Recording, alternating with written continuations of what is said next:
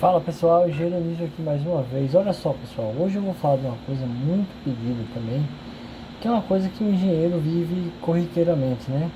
Que é com orçamento de obra, dinheiro pessoal. A gente tem que falar sobre isso, você tem que comentar sobre isso com pessoas que estão ao seu redor, você tem que comentar isso com o seu cliente, tem que jogar limpo com o cliente, certo?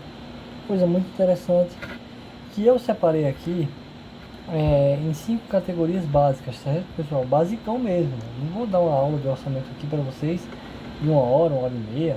Eu acho muito desgastante, inclusive, tá? Mas primeiro passo que você deve saber é do custo, certo?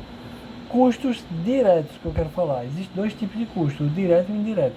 O custo direto, pessoal, é aquele que a mão de obra está aplicada, certo? E os materiais. Tá, Liz, mas o que é mão de obra aplicada? É o pessoal que vai botar a mão na massa.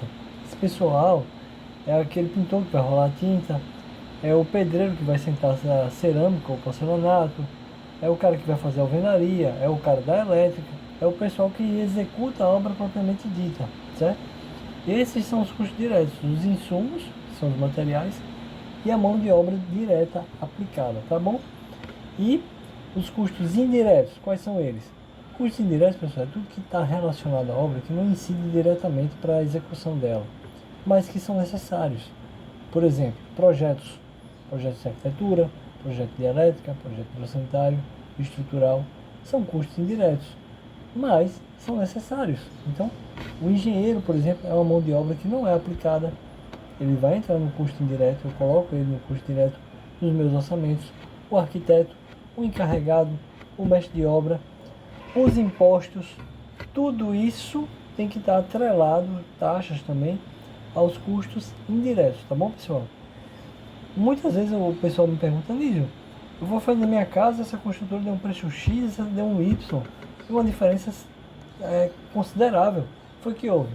Porque existe, pessoal, nesse jogo, a informalidade, tá?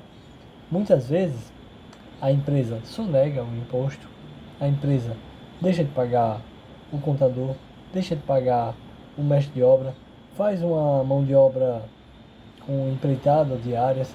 Então existe muito isso aqui, infelizmente, né? O jogo da informalidade.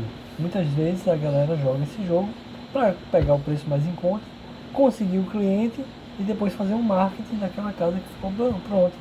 Dá certo? Dá.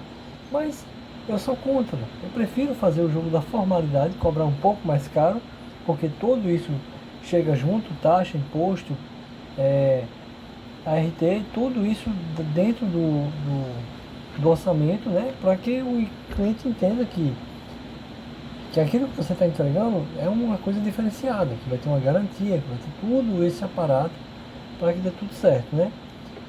E o outro ponto importante é o risco. Muita gente esquece esse risco. Esse risco, pessoal, é um acidente, é um vizinho, é a parte elétrica do poste lá perto da obra que está danificando, que vai pegar uma passagem. Existe um risco, pessoal, que você deve atrelar uma porcentagem do seu orçamento. Tudo isso que eu estou falando, pessoal, entra dentro do orçamento.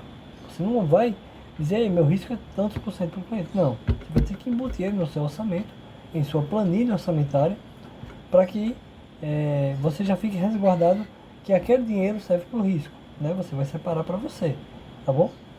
E o próximo passo, não menos importante, é a administração da obra, né? Que a administração da obra vai envolver 3 coisas, que é recurso, pessoas e tarefas.